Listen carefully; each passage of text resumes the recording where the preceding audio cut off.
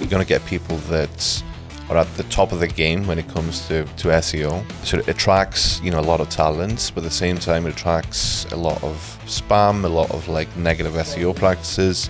Surprised that like Google don't have kind of safeguards in place. 100%, and they're basically using AI to actually do 90% of the responses. If you go on to a lot of searches right now, your Google search will look like an AI overview at the top. Yeah, it is an issue because obviously when you look at the AI overviews, they take up a big chunk of SERP real estate. Your clicks are, way down compared to like a few years ago. We had like a kind of cringy motto of like top 5 or die. So there's always like different ways and different tactics you can actually use to grow things, and to be honest, it's always been like that. What should casinos and affiliates actually focus on? I think one thing that both affiliates and operators can actually focus on is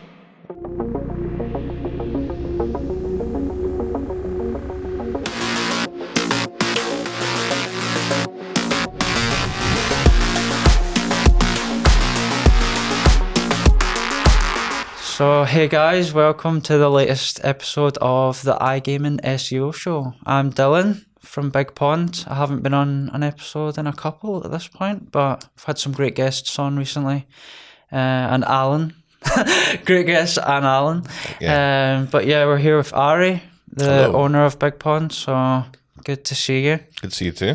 We're just saying how you are crazy tanned and I look like a vampire. It's mad. I didn't realize how tanned I was until I looked at the screen there. I'm like, there's a pretty big contrast between me and you. Yeah, like the contrast is pretty clear. I mean, you were on holiday recently, so I think it was a mix between Greece and also we're getting quite good weather in Scotland too. we have been. So I came back and it was sunny for a couple of weeks, and then it's back to normal. Horrible. Feels like it's warm in here, but it feels like winter. Yeah, but It does. I mean, typical. it's just Scotland. Why are we surprised at this point? But that's it. it's always something we comment on, isn't it? The weather. But yeah, there's obviously been a lot going on in Google recently, to say the least. It probably definitely looks nothing like it did when you started out.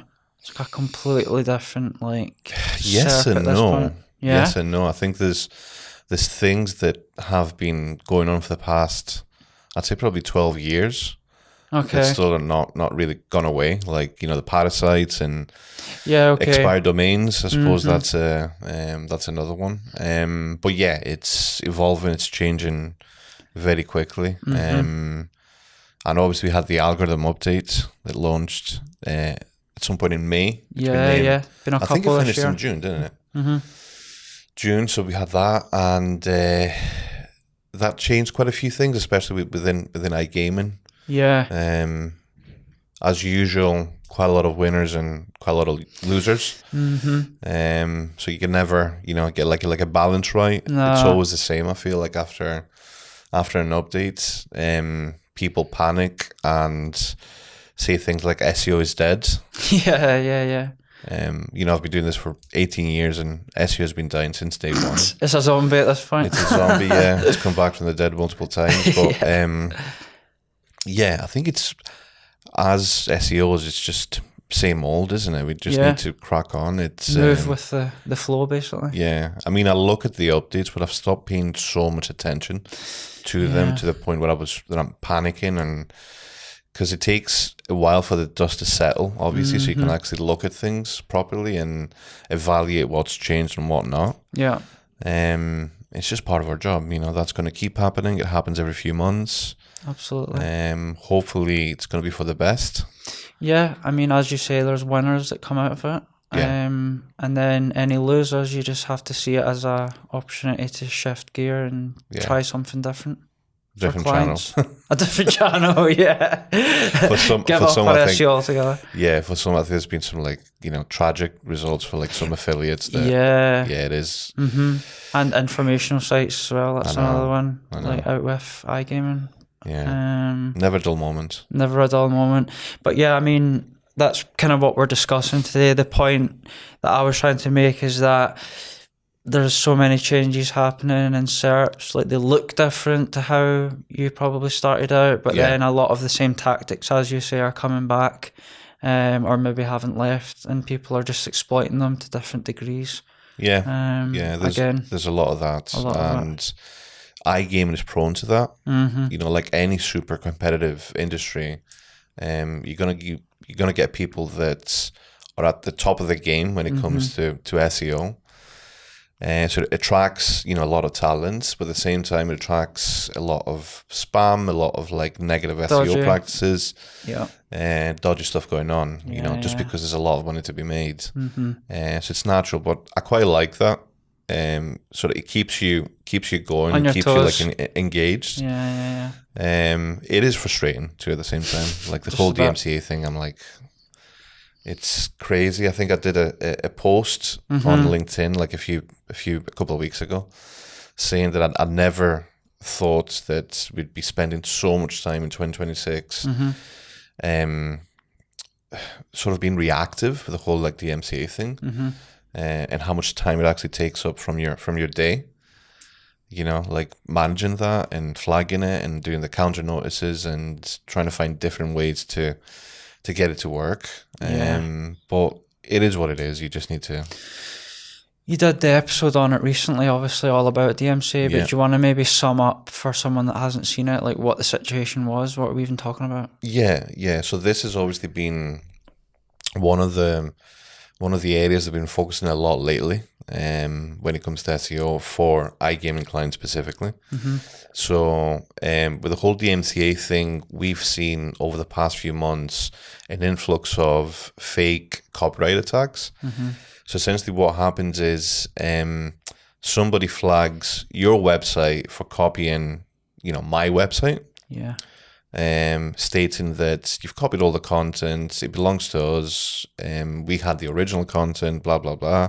They type in a paragraph, they go through a process. It's basically a form with like a few different sections. You need to lie multiple times. I think 3 or 4 different times to actually get the form submitted. Well, they do that anyway, and they can do that multiple times for any URL. Same page, and a lot of the times they're unsuccessful, but it only takes one time for them to be successful, and then your page gets pulled down. You lose traffic, FTDs overnight, pretty much. And there was a lot of confusion on how to actually handle that. Not just from us, but from everybody in the industry. It's a widespread problem. And we've tried a few different things. Sometimes it seems to work, sometimes it doesn't, but I think we're actually getting better at actually taking, you know, doing the counter notices and getting back the content. The difficulty is that when you do a counter notice, you're obviously being hit with an AI bot that replies back. So you need to sort of break through that. And an example that we had recently through one of our clients with that also has like an in-house head of SEO, they eventually filed a legal letter and it managed to go through and we got the pages back. For others, we've managed to get them back within a couple of hours. It just seems to be inconsistent, which is frustrating. But I think if you're reactive and you react fast and you can track, say, for example, your main URLs. If you have evidence of previous attacks, like, you know, maybe collated somewhere, you can actually, you know, reply and basically clearly state to somebody that this has happened multiple times. Then that's a good sign. And I think the whole legal response seems to actually gets them to notice it a bit quicker, gets them to maybe. notice them a bit. Because it's not just like a message from somebody, it's actually like a legal letter. So if you have something like that ready, then you have more of a chance to actually get, you know, the page back. Alan made a good point the other day, which was he's surprised that like Google don't have kind of safeguards in place where to save everyone's time, like their time and resources, they don't almost pages that have been affected recently and that have been restored, they've got some level of protection so that they can't just get taken down straight away again, because then like it's just wasting everyone's time. It clearly is the same tactic again. Google should be like, right, we went through the process of restoring that recently. obviously this could be like a fake DMCA again. It's showing a lot of holes, I think, in Google's processes. 100%, and they're basically using AI to actually do. It's not an actual person. 90% of the responses. Yeah. It must get reviewed at some point and get reinstated, but I think it's about, going through to the right person, like passing that AI wall with maybe like a legal response and getting to the right person that's going to look at that and restore it quickly. Yeah. Because it's crazy at the moment. Do you think Google's ever felt more broken? I mean, is that even the right word to use? Or I think, yes, it has. I mean, there's always been loopholes that you can actually expose and take advantage of.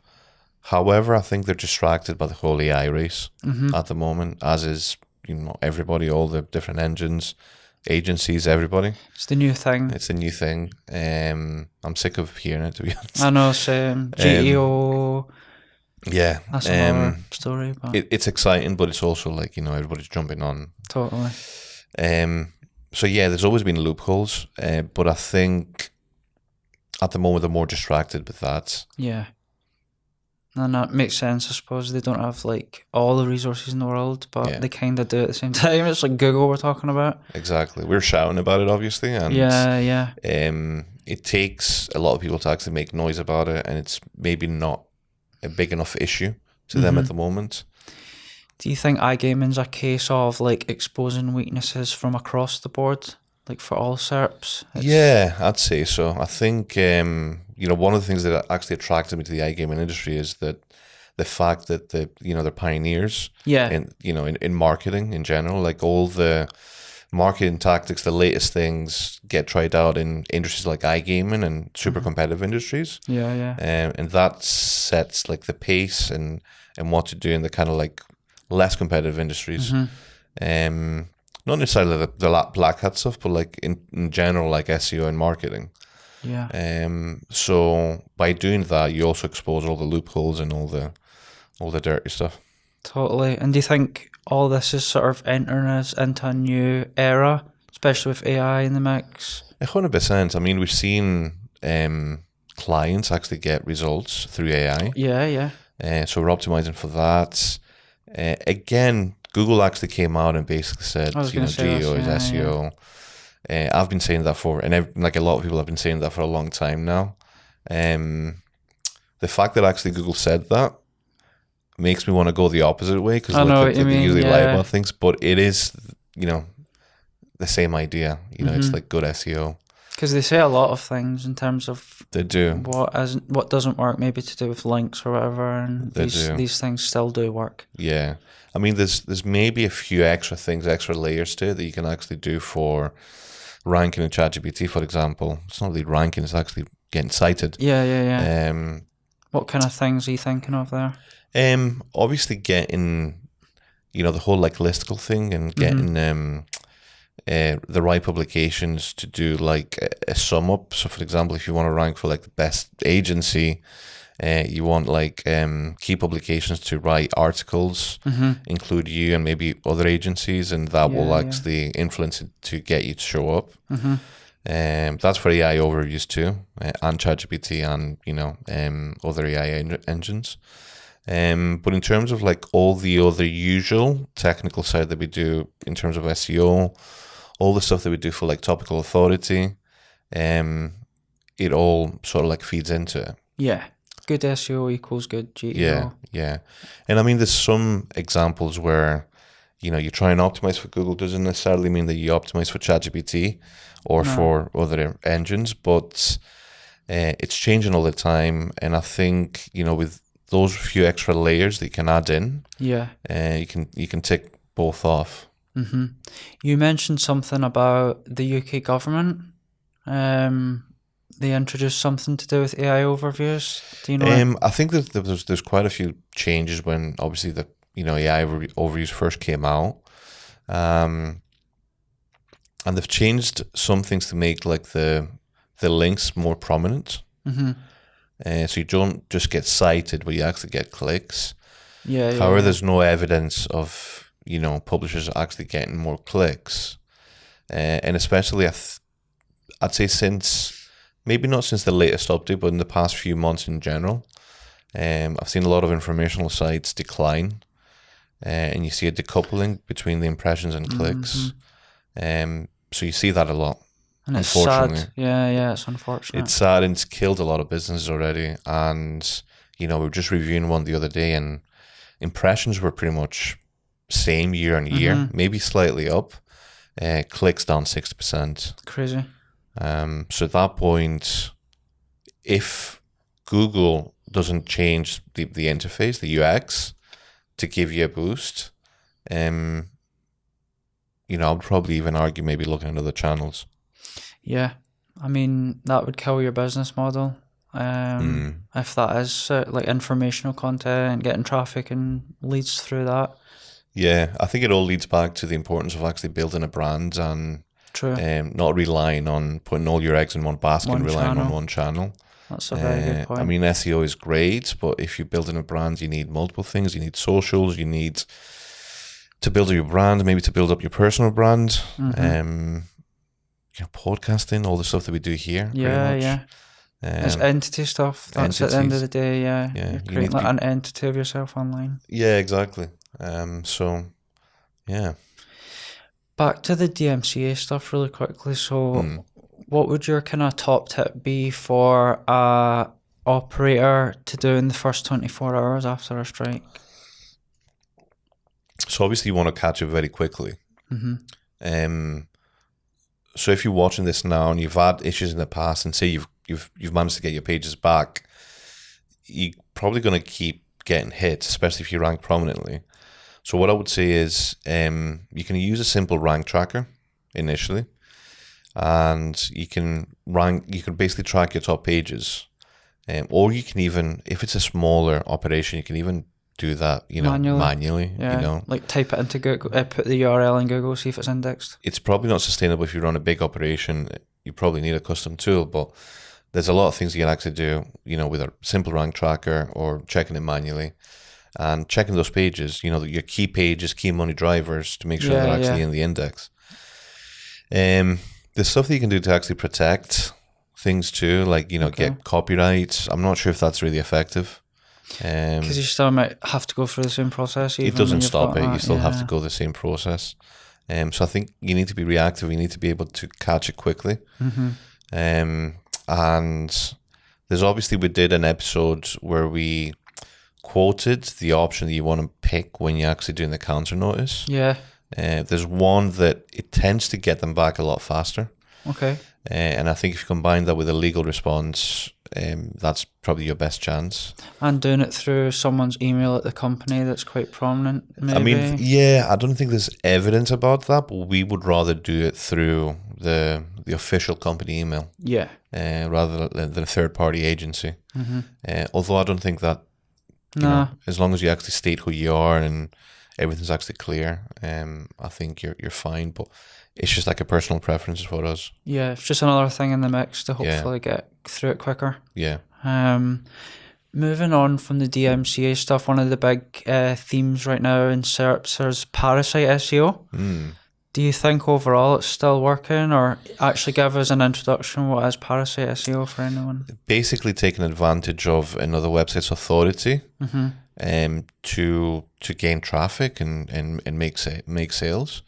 So for example, if you take like a big social media website, or even a review site like Trustpilot, or even like a publisher, like it could be like a big magazine you can actually contribute articles to. Like medium.com, something like that, yeah. A lot of them have been burnt in the past, but it's about finding the next one that's actually going to work. Yeah. And it's a case of testing, because these websites have huge authority in Google. So you can actually go create a page, put your offer in with whatever it is, your content, and rank it and generate money that way. So it's been obviously used in iGaming consistently over years. Yeah.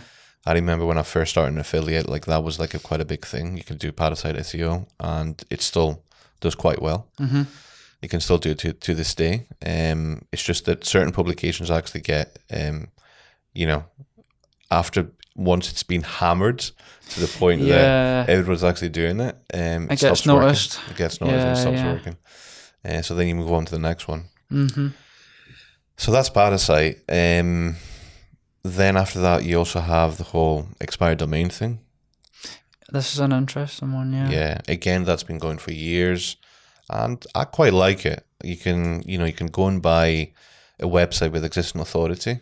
Yeah. Sort of recycle the content, do a bit of link building, do all your normal sort of like SEO processes, and revive it back from the dead, basically. And the advantage of that is that you're not starting from zero, from zero link profile and zero authority. But you're starting from authority. Yeah. But it's just like there's certain things that you need to do to actually make it work. That you've used it maybe before for like certain industries. Like, would that really refer to like maybe a lead gen site? If you're I mean, I use it for affiliate marketing. Okay. When I used to run affiliates. Yeah. So I had my normal domains that were not expired, that was building links and operating affiliates, and then I had my sort of like more Blackhat experiments, and so for those, the last one I did, I bought 4 or 5 expired domains with authority, and I 301 them to the money site, and then I was building tier 2 and tier 3 links to the redirects and also to the money site, and I managed to actually rank it and do quite well from that. Yeah. So those are tactics that people are using these days, but one of the main ones was the canonical abuse expired. Yeah, do you want to talk about that a bit further? Yeah, it's actually an interesting one because that's been sort of cleared up since the latest update, which is quite a good thing to see, because you'd have one look at the UK SERPs or other countries for certain keywords, and it would just be, page 1 and page 2 would be, the majority of the results would be all these sort of like spam sites using the canonical trick. Yeah. Which doesn't make sense, because like obviously up until, maybe a couple of years ago, canonical tags were just a directive. It doesn't mean that it actually passes any value. It's something that you use almost like if you have duplicate content, you actually use that to tell Google that, by the way, here's the original page, this is the duplicate one. And I think it was initially used for publishers, like editorial content, to say, by the way, this is the original content, this is like different drafts or whatever. Yeah. So it's got a use, obviously, and obviously it's been quite a prominent tactic to actually use for e-com sites, for differentiating between like product pages that have maybe loads of different colors and loads of different sizes. But obviously that's been another loophole that's been exposed through iGaming and a few of the different industries. And essentially, you would log on and do a quick search, and page 1, page 2 for really competitive keywords would be flooded with these, spam results. So that's been cleared up. That's been from actually the spam update. Yeah, good positive sign. It's not cleared up completely. Like for certain countries, we're actually still seeing them, and for certain keywords like the certain casino keywords, you can actually still see the results, but not as prominent. So they've cleared up they've nuked quite a lot of websites, which is quite nice to see. Do you think there's been before that, there was quite an aggressive use of it, like an abusive. Oh, 100%. Yeah, noticeably. Yeah, because essentially you do it through, you do the whole canonical thing, and once it stopped working, you'd reverse it, and then you'd start again, and it would just be like a circle of just repeating the same pattern. Yeah. And it worked quite well. So when it comes to all these different tactics, do you think there's a line between white hat and black hat that's becoming more blurred? Yeah, I mean, in iGaming, it's never white hat. Grey. I would argue in SEO in general, it's never really white hat. No. It's always grey. If you're trying to, influence rankings, that's the whole idea. Yeah. So it's grey. Everything's grey. Grey True. hat. It's not organic in the true sense of it. Exactly. And But like Blackhat has got different layers to it. There's obviously the stuff with the expired domains, which, yeah, it is Blackhat. You're essentially breaking Google's guidelines. Yeah. But then you get the extreme stuff, which is DMCAs and hacking websites and injecting content and links. You know, so there's different levels of Blackhat. I don't mind Blackhat, but I don't like the extreme versions. No. Obviously, the DMCAs, I think the hacking websites, I think all that needs to stop. So that's what I'd like to see in the future, that, you know, there's maybe like an update that filters all that stuff out. Yeah. And a solution for the DMCA stuff. I mean, what would the solution look like, do you think? What would a better process look like for Google? The DMCA? If someone's listening from Google right now, what's a better... For DMCA stuff, because it's legal, I think it would have to be something like ID verification. Yeah. So say, for example, see when you want to verify your profile on LinkedIn, okay, and get that tick, you have to go through a process where you need to scan your passport or your digital ID, and it's all recorded. Obviously, you know, for the UK, I'm actually maybe like against the whole digitization of and tracking of everything. Yeah. But having some sort of like ID verification would cut out everything. Yeah, I'd say, or like, you know, 99% of it. Because at the moment, the issue is that anybody and their uncle can actually log on and actually do that and launch a fake DMCA strike against you. So having some sort of ID verification would help solve that issue. I think that makes sense to me. It's more intuitive than just letting it be like a free-for-all, because like the abuse could just be endless, to be honest. Obviously, we've talked a lot about AI already, and you've got AI kind of making its way into SERPs in different ways. So you've got like, I mean, if you go on to a lot of searches right now, your Google SERP will look like an AI overview at the top, which you don't have control over. It serves it to you anyway. And then this is distinct from AI mode. A lot of people kind of get them confused, which is almost a separate way of searching. So what's the difference between the two, if you want to? The difference between the two is that AI mode is almost like selecting that you want to search for like an image, as opposed to like a wider Google search. So it's a different option in the set of options. So like you would search, there's like the shopping option, the image option. AI mode is within that, where you're almost asking it to give you like a certain level of depth of analysis based on what you're putting in, rather than an AI overview is like it comes up anyway for you when you're creating a search. You don't really have to do any additional actions to get it to come up. Got you. And it's annoyingly stealing the very, very top of the SERP from a lot of organic rankings. So this is an issue we're finding, that even if you're getting people to rank top 3 now, they might not even get the same level of engagement or clicks in or click-through rate as opposed to what they would a year ago when AI overviews weren't like siphoning all that attention away from the top of the page. So it's a good thing for users, because if your client gets, as we said, like if you've been optimizing them well and getting them known well for the right things, Google will hopefully feature your client in the AI overview. But at the same time, you're getting a bit lost midway down the page where position 4 and 5 used to be, but it's now organic position 1. That was a kind of waffle, but I think it makes it clear what the challenge is to basically, like in an attention economy where people aren't like they're taking maybe less time to like click on something that's further down the page. And it's the whole goal of it is for Google to become like more of an answer engine, ChatGPT and Claude and, you know, Perplexity and all the different ones. It is an issue, because obviously when you look at the AI overviews, they take up a big chunk of SERP real estate. So that used to be, for example, maybe a page that ranked number 1 with all the site links. But also you have the combination of ads, AI overviews, all these different things. So I think that's right. You know, ranking the top 3, you know, it's your clicks are, you know, way down compared to like a few years ago. We had like a kind of cringy motto of like top 5 or die for like a certain client, and then we literally said on the last meeting with them, well, they said it's top 3 or die at this point, and even if you're in the top 3, you can't really guarantee anything. True. Because as soon as you even start clicking on AI overview, it drops it and drops it. So your thing just gets more lost and lost, like further down. Yeah. And it also doesn't really guarantee clicks. No.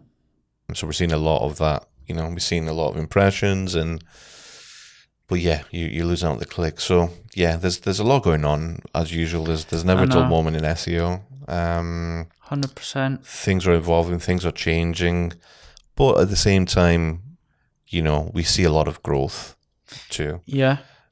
So there's always like different ways and different tactics you can actually use to grow things. And to be honest, it's always been like that. You know, I've been doing this for 18 years. It's always evolving and changing. There's always something new. Apart from your basics, which are your tech SEO, content and links, there's always like changes and different things you can actually try. True.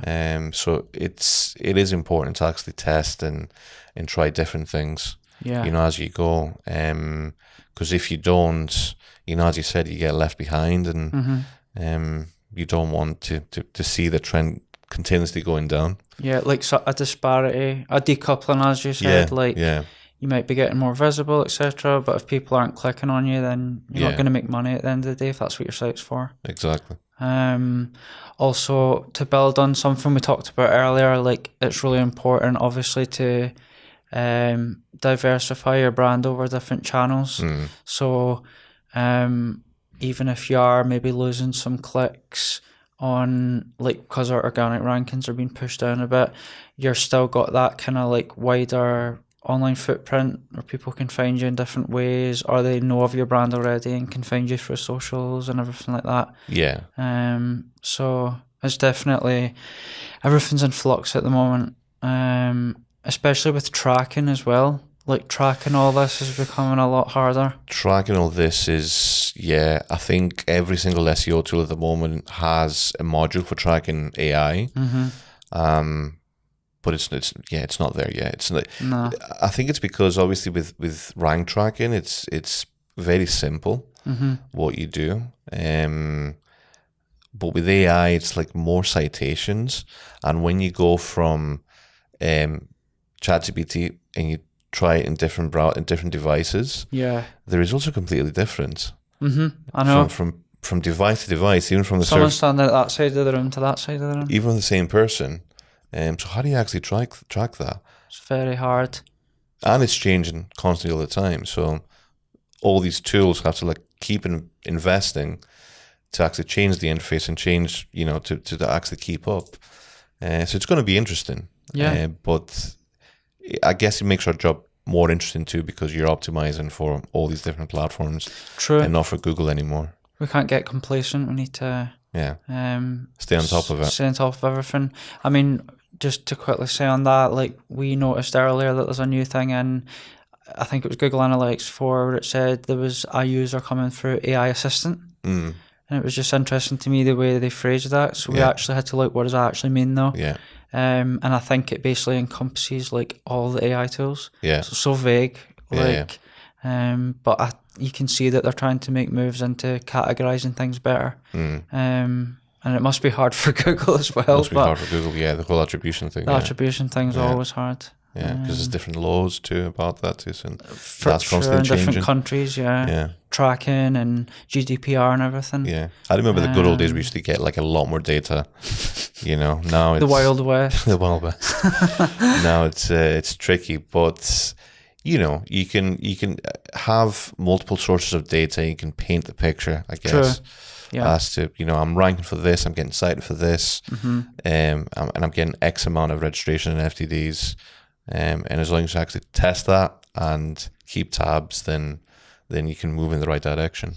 And work with the client as well. It's still the same age-old thing of like, we can get them a lead or someone through the website or whatever it is, but the client ideally should be asking them on their side, like where they saw them, and try and align that all together so that attribution becomes a lot of like a kind of like group effort rather than there's doing everything in silos. As you say, creating a story, a picture of where the user came from and everything. Yeah. So to sum everything that we've talked about up, what should casinos and affiliates actually focus on? Let's get some like actionable tips. Yeah. So for example, when it comes to brand authority, I think one thing that both affiliates and operators can actually focus on is the whole branding thing. So in the past, you'd build a website, you'd rank it, you'd focus on maybe 1 or 2 channels and get them to a point where they're actually sustainably driving FTDs and traffic and FTDs, and then maybe introduce like another channel as you go. And that is a good strategy. However, you need to be building a brand. You need to be thinking, this is we're not just doing it for the traffic and the FTDs, we're actually building something that has meaning. So you need to start building a brand, having a reputation, having maybe like an angle in a very crowded market. So for example, there's so many casinos that launch and so many like sports books, but like what's the angle? What's the USP? The USP, the differentiator between you and all the different brands that launch every week. Building a brand, it's about being active on socials. Now, you can fake that, obviously. You can actually fake those traffic numbers. True, yeah. But it's actually harder to actually do that these days. You used to use tools that did that, did the whole virality thing, but it's harder to do. So you need to focus on like real UX metrics, having a presence on social media, whether it's like 2 or 3 channels, doesn't have to be everything. From an entity point of view, it's the opposite of what I said before. So even if you're active on 2 or 3 channels, you still need a profile. I was going to say that everywhere. So whether it's like review profiles, anywhere that your competitors are and more, you just need to make like a big list, and have like a semi-decent profile and some presence up there. Consistency as well. Consistency. Yeah, it's a bit like when we used to do local SEO. Citations. We had like the whole NAP thing the citations, the consistency. So if your brand is actually consistent across like multiple websites, you take a lot of. It leaves no room for guessing. Like Google is very clear on who you are. And they see you as a real brand, and they can see the metrics coming in from the social profiles that you're active on. So they see you as a real brand. Topical authority, obviously, and being like relevant, focusing on like topical relevancy. And if you can go niche, then that's even better, because you're almost positioned as the expert within that niche or like sub niche.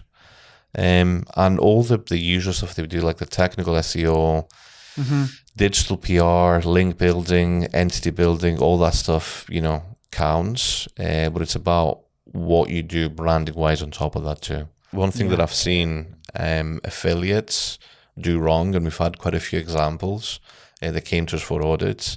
They've redesigned, a few of them redesigned the websites using JavaScript,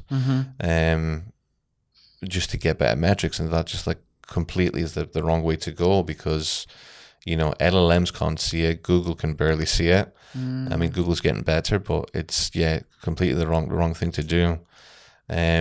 So be conscious of that. Be conscious of the output when it comes to like engines and what they actually see in index. But yeah, to summarize, I think aim to build a brand and do all the normal traditional SEO stuff that you do, but aim to build a brand and have real metrics and real visibility across the board. A community, it sounds like kumbaya, but if there's people actually like engaging with you, posting about you, that's what you need in this day and age. That's it. User-generated content. We've covered a lot today, and clearly there's a lot going on, but as you say, it keeps it exciting. So if you enjoyed this episode, you can subscribe to the channel and give it a like. As we just said, share it around, get us seen by more people, and we'll get you on the next episode. Awesome. Good to see you. Good to see you too. Cheers.